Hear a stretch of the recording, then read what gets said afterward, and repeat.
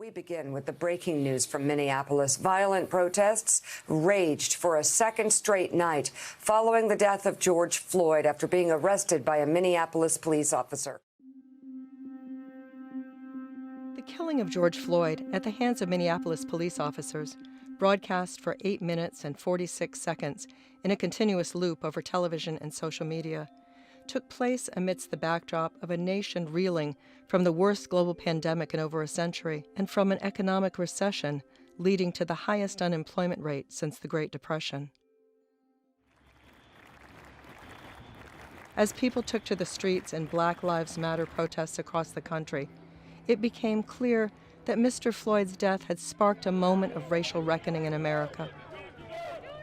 AAC&U turned to civil rights leader, freedom rider, and AAC&U Truth, Racial Healing and Transformation Advisory Board member, Dr. Bernard Lafayette, for his insights on this pivotal moment in our nation's history, what we can learn from the past, and how we can move forward in addressing anti-Black racism. From time to time, you have these incidents that bring an entire period of experiences together, and we can see the consequences of what has happened continuously.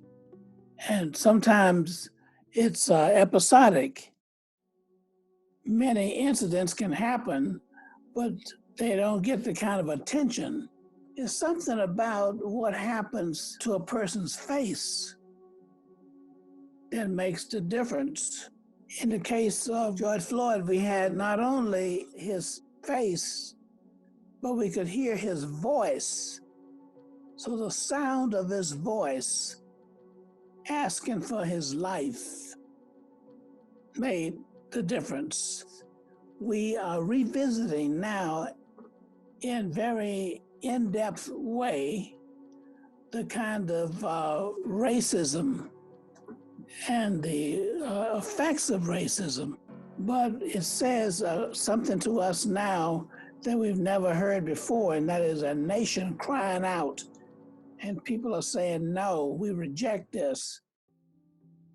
At the end of a week that marked an unprecedented boycott by players in the NBA, WNBA, Major League Baseball, and Major League Soccer in response to the shooting of Jacob Blake, a Black man shot in the back 7 times by police in Kenosha, Wisconsin, thousands gathered at the base of the Lincoln Memorial, where Dr. King delivered his iconic I Have a Dream speech in renewed calls for racial justice.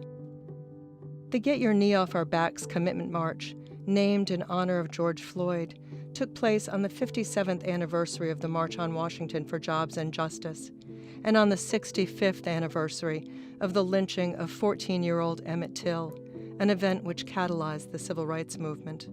In his book on the life and legacy of Congressman John Lewis, author John Meacham argues that Lewis was, quote, as important to the founding of a modern and multi-ethnic 20th and 21st century America as Thomas Jefferson and James Madison and Samuel Adams were to the creation of the Republic in the 18th century. The same can be said of Dr. Lafayette, Lewis's college roommate and fellow acolyte of Dr. King's philosophy of nonviolent social change. For Doc, the way forward, now as then, centers on getting people to exercise the right to vote. Because there have been very diminishing subject matter for young people related to our governance. And that's one of the most important aspects of our lives. And the earlier our young people understand how the government works, or how it doesn't work, the better. At the age of 22, Dr. Lafayette assumed the directorship of the Alabama Voter Registration Project in Selma, a city that had previously been removed from the organization's list due to the dangers of operating there. By 1965, Selma had become a nationally recognized center in the fight for racial equality and social change. You can't deal with all the problems at once. So in our movement, one of our strategies was to pick a single issue or problem that affect, the masses of people, and then work on a strategy to make that change. And right now, I would urge all the groups to right now focus on voter registration and voter participation. This is an opportunity that we might not have in our immediate future. If we don't take advantage of it now, we're going to be dealing with more problems, okay, for the next election period.